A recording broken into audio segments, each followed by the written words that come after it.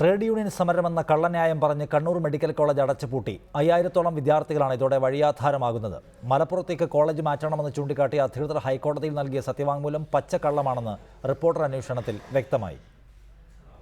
Anjarakandy Kannur medical college മലപ്പുറത്തേക്ക് മാറ്റുന്ന നടപടിക്രമങ്ങൾക്കായി 1 വർഷമെടുക്കുമെന്നും അതുവരെ കേന്ദ്രസേനയെ വിന്യസിച്ചാലേ അധ്യയനം തുടരാനാകൂ എന്നും ചൂണ്ടിക്കാട്ടിയാണ് കോളേജ് അധികൃതർ കഴിഞ്ഞ ദിവസം ഹൈക്കോടതിയിൽ ഹർജി നൽകിയത്. ട്രേഡ് യൂണിയൻ സമരം തുടരുന്നതാണ് കോളേജിന്റെ പ്രവർത്തനം തടസ്സപ്പെടാൻ കാരണമെന്ന് സത്യവാങ്മൂലത്തിൽ പറയുന്നു. എന്നാൽ ഇത് പച്ചക്കള്ളമാണെന്ന് റിപ്പോർട്ടർ നടത്തിയ അന്വേഷണത്തിൽ വ്യക്തമായി. വിദ്യാർത്ഥികൾക്ക് ആവശ്യമായ ക്ലാസോ സംവിധാനങ്ങളോ വർഷങ്ങളായി കോളേജിലില്ലെന്ന് വിദ്യാർത്ഥികൾ തന്നെ സമ്മതിക്കുന്നു. അഫിലിയേഷൻ പോകുന്ന ഘട്ടമെത്തിയപ്പോൾ കുറ്റം സമരക്കാരുടെ ചുമലിലിടുകയാണെന്നും വിദ്യാർത്ഥികൾ പറഞ്ഞു. തിങ്കളാഴ്ച എക്സാം നടക്കേണ്ടതാണ്. സ്റ്റാഫ് ഇല്ലാത്തതുകൊണ്ട് എക്സാം മാറ്റി വെച്ചിരിക്കും. എക്സാം യൂണിവേഴ്സിറ്റി നടത്തേണ്ട എക്സാമാണ്. ഇവിടെ ഞങ്ങളെ പഠിപ്പിക്കാൻ സ്റ്റാഫില്ല. അത് കാരണം എക്സാം മാറ്റി വെച്ചു. ഞങ്ങളുടെ എക്സാം മാറ്റി വെച്ചു. സമരം കൊണ്ടല്ല, അത് സമരം കൊണ്ടാണെന്നുള്ള രീതിയിൽ വരുത്തി തീർക്കാനാണ് ഇവിടുത്തെ പണി.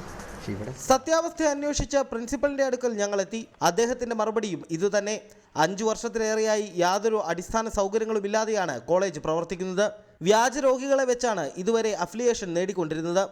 ഇല്ല സർ, ഇവിടെ വേറെ ഒരു സിസ്റ്റമാറ്റിക് ഇല്ല. ഞാൻ അന്ന് മുതലേ പറയുന്നുണ്ടല്ലോ, ലൈബ്രറി സാർ നോക്കിയിട്ടുണ്ട്, ആകെ 300-400 ബുക്കേ ഉള്ളത്.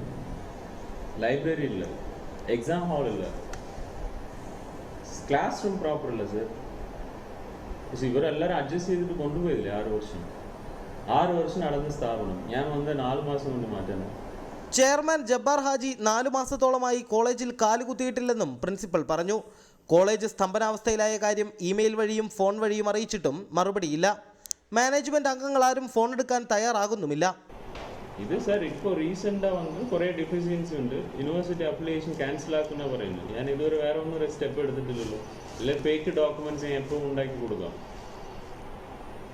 പിന്നെ എല്ലാം റെക്ടിഫൈ ആകട്ടെ. അതിന് ബാഡ് ടൈം എന്താണ്, ഇയാൾ അതിന് ശേഷം വന്നിട്ടേ ഇല്ല. ഞാൻ പ്രിൻസിപ്പൽ പോസ്റ്റിൽ ഇരുന്ന ശേഷം ചെയർമാൻ കോളേജിൽ എൻട്രി ആയിട്ടേ ഇല്ല. സർക്കാർ കരാറിൽ ഒപ്പുവെക്കാതെ സ്വന്തം നിലയ്ക്ക് ലക്ഷങ്ങൾ ഫീസ് വാങ്ങി പ്രവേശനം നടത്തിയ കോളേജിൽ ക്രമക്കേട് നടന്നുവെന്ന് ജെയിംസ് കമ്മിറ്റി നേരത്തെ കണ്ടെത്തിയിരുന്നു. പരീക്ഷ അടുത്തിരിക്കെ കോളേജ് അടച്ചുപൂട്ടിയത് തങ്ങളുടെ ഭാവിയെ ബാധിക്കുമോ എന്ന ആശങ്കയിലാണ് വിദ്യാർത്ഥികൾ. യദു നാരായണൻ, റിപ്പോർട്ടർ, കണ്ണൂർ.